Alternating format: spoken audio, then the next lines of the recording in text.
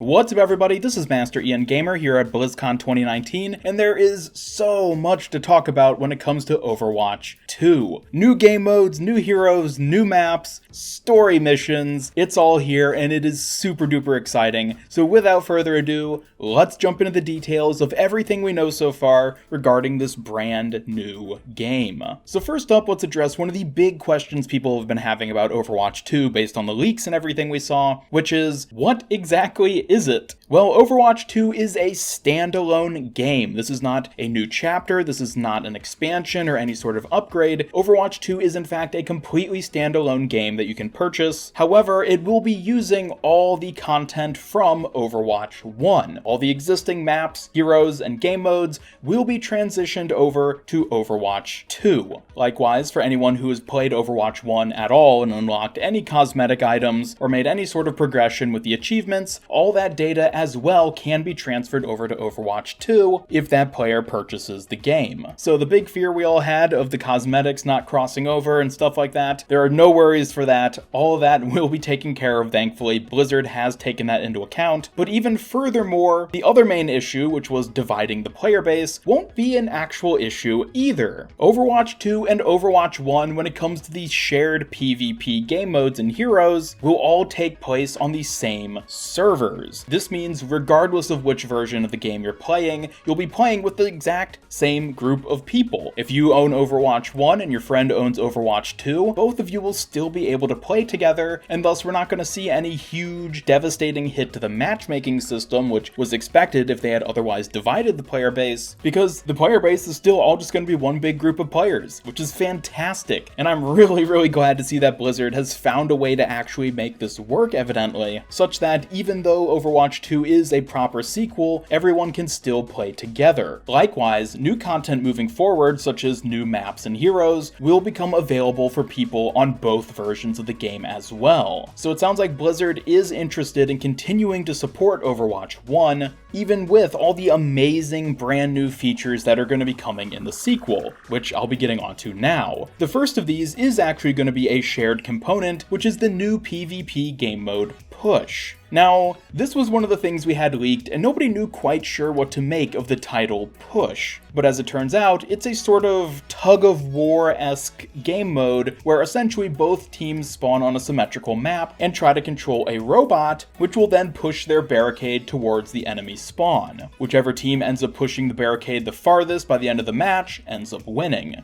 The robot itself feels a bit of like a hybrid between a payload and a control point, in that it'll only push the barricade forward if there is only one team nearby. If both teams are in close proximity contesting it, it will not push the payload, and if both teams are absent from the robot, again, it'll just stand there and the barricade won't move. So you need one team specifically to be with the robot in order for it to push, and if the enemy comes in and contests it and then kills all of the initial team, they can take the robot and it'll turn around and push their barricade. It's quite an interesting mode. They have had it available to test out on the show floor, and it definitely feels like it's very different from the other modes which we have in game. Again, this is a core mode, which means that it'll be available in quick play and competitive, and is also something that'll be played in esports such as Overwatch League. As I mentioned before, Push will be coming with the release of Overwatch 2, however it will be playable by people in both Overwatch 1 and 2, so for those of you who might not want to upgrade to the new game, this will essentially just be a free update with a brand new game mode. And of course, the new game mode comes with a new map, Toronto. This is actually one of 4 new maps we had revealed, the other 3 being Gothenburg, Sweden,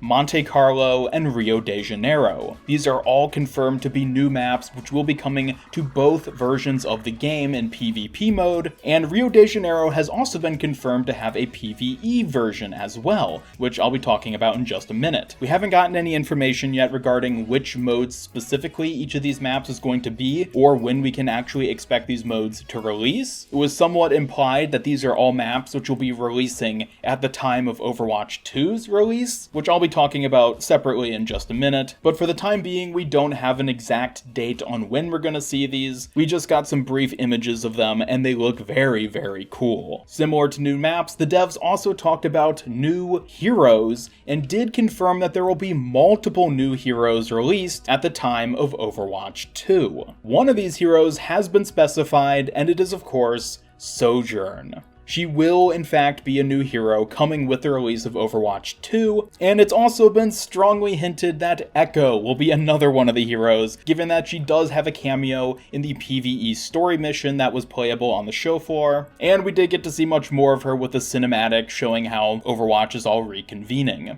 And speaking of which, now let's get on to the story aspect of Overwatch 2. Overwatch 2 is definitely focusing on the idea of the current point in Overwatch's timeline, where Overwatch is finally, at long last, banding back together, and we see all these heroes coming together to finally stand up and save the day. It's essentially what we've all been wanting for years, and it's tough to say at this point just how much actual story will be accompanying all these new PvE missions and just the new game in general, but it does sound like Blizzard, this time at least, is very focused on having story be a major component of all this, and they've of course already started to reveal more of that with the animated short showing off the new heroes and their slightly tweaked visual designs, and basically setting up the idea of all the recalled heroes now coming back together. Where it goes from there is anyone's guess, but I'm super excited to see what ends up happening. And from there, now let's talk about what's probably the biggest, most appealing aspect to most players when it comes to Overwatch 2, and that's the PvE. This is by far the biggest new component of the sequel game,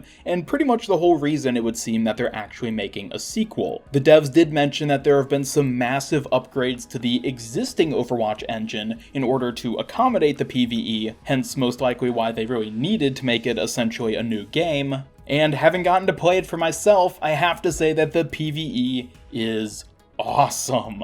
It's basically taking the foundation established by the Archives missions and cranking it up with awesome detail and effort, ranging from having all the heroes slightly rebalanced in different areas so that they work better in the PvE environment. The AI of the enemies is much better. The variety of the enemy types and the different ways they interact and do things has all been improved vastly. They're no longer just dumb bots, essentially, that just stand there and shoot. They actually behave differently and sometimes try to dodge attacks. There's fantastic boss enemies as well, which are super exciting to get to fight against. And overall, these story missions are made even greater by the fact that they have story. They build off the fact that Overwatch has been recalled, and now we see all these heroes coming together and actually doing the things that, well, we've been expecting them to do. But getting a bit more into the technical nitty-gritty of how these PvE modes work, again, they're very similar to Archives. You basically start in one spot, you progress forward, have to kill enemies, complete objectives, and basically save the day. Beyond just having new enemies, which have been vastly improved over those from Archives, there's also items and talents.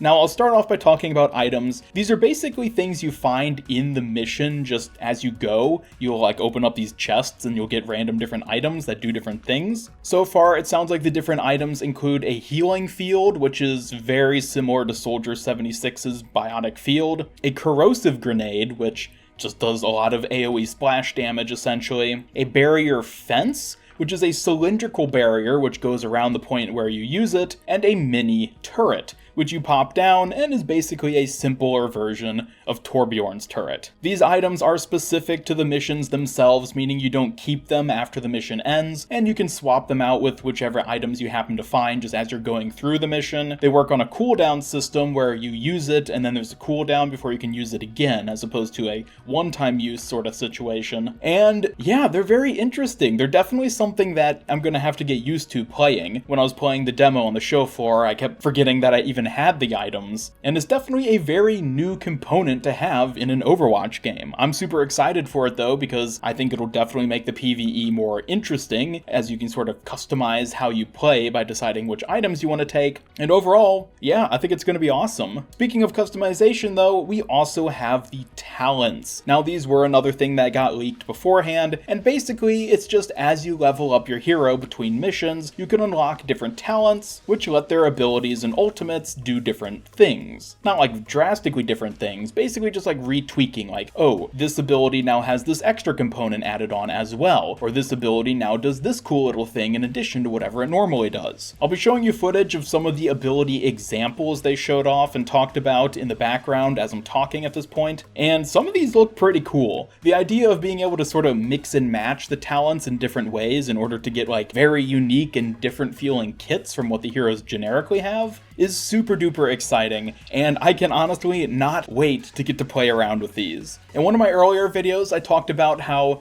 having only 6 talents per hero felt a bit simplistic, and to some extent I agree with that still, but I think the idea of there being just so many different heroes and each one having 6 talents, and especially the aspect where the talents can sort of mix and match with each other, definitely makes it where it's probably going to actually be a lot of customization options. So again, I'm definitely left wanting more after having played the demo and just test out the tip of the iceberg when it comes to talents and items and all this, and it's something which I'm excited to see how it ends up impacting the PvE after we get it in the main game of Overwatch 2 and really get some more time and experience with playing around with them. To clarify, talents will only be in PvE, none of the PvP mechanics, no quick play, no competitive. It's simply an aspect used in the story and hero missions. Now, hero missions are a bit confusing. I started off talking about the story missions, now I'm going to focus on the hero missions. These are essentially smaller scale in that they don't have like a story tied to them, and you can play any heroes you want while doing the mission, and it seems like they'll be taking place on the existing maps we already have in game. For example, some of the footage we had of the different hero missions showed off like Route 66 being a location for one, and basically these are like story missions except made non-canon. The reason for that is so you can have heroes like Widowmaker and Tracer on the same team, since in story mode it wouldn't make sense for Talon and Overwatch to be working together in that way, and it also allows for a bit more variety in terms of the enemies you're going to be fighting against. The 2 enemy factions which were confirmed to be coming are of course Null Sector, which is who you're fighting in the Rio de Janeiro demo that they had at BlizzCon, as well as Talon, which makes sense well enough. But they did allude to there being other enemy factions as well, and just thinking about the different factions in the Overwatch universe, there's quite a few which I could imagine being, you know, bad guys that Overwatch might have to end up facing. I may dig into that a bit more in a later speculation video, but for now, just know that there are going to be multiple different enemy groups which you end up fighting in the different missions. And last, just a few things about the visual changes. They did address the fact that heroes have slightly tweaked visual appearances,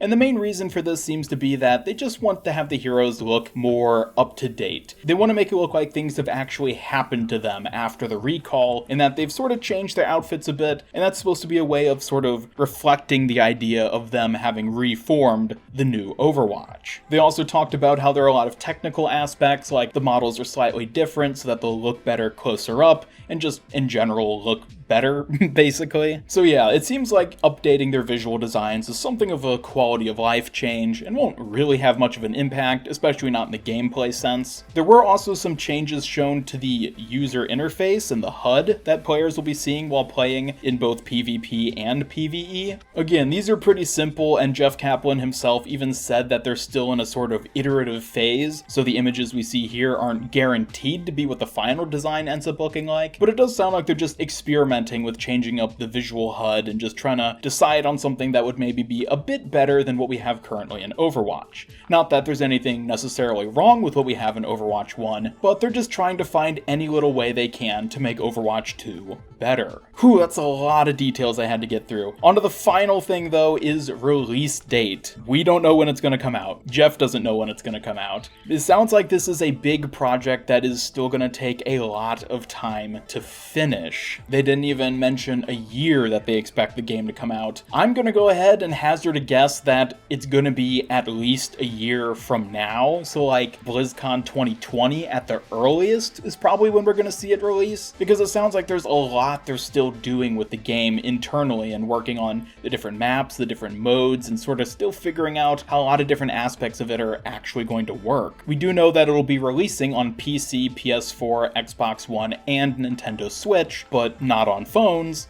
So, regardless of what system you play on, it sounds like Overwatch 2 will be coming to you whenever it ends up releasing, which again, we don't know when that's going to be, probably not for a while still, but I have to say at this point I am thoroughly excited to see when it ends up releasing. I'm a bit curious to see how they handle things with Overwatch 1 as well in the meantime. It seems like they're going to have the same sort of events we have been getting for the past few months, at least in terms of scale, and we're likely still going to be getting new maps and heroes in the meantime. Although they didn't actually announce any new hero for Overwatch 1 just yet. They did talk about Sojourn, but they mentioned that she'd be coming in Overwatch 2, which means because we don't really know who the next Overwatch 1 hero is going to be, or when they're going to release. But I guess that just means we're going to have to wait and see. In the meantime, there's a lot of information we still don't know about Overwatch 2, the PvE, the heroes, a lot of stuff, and I'm super excited to learn more. There might be some more information revealed tomorrow during the second main day of BlizzCon, so I'll be making another video covering anything important as talked about then. But for now, everything we know so far about Overwatch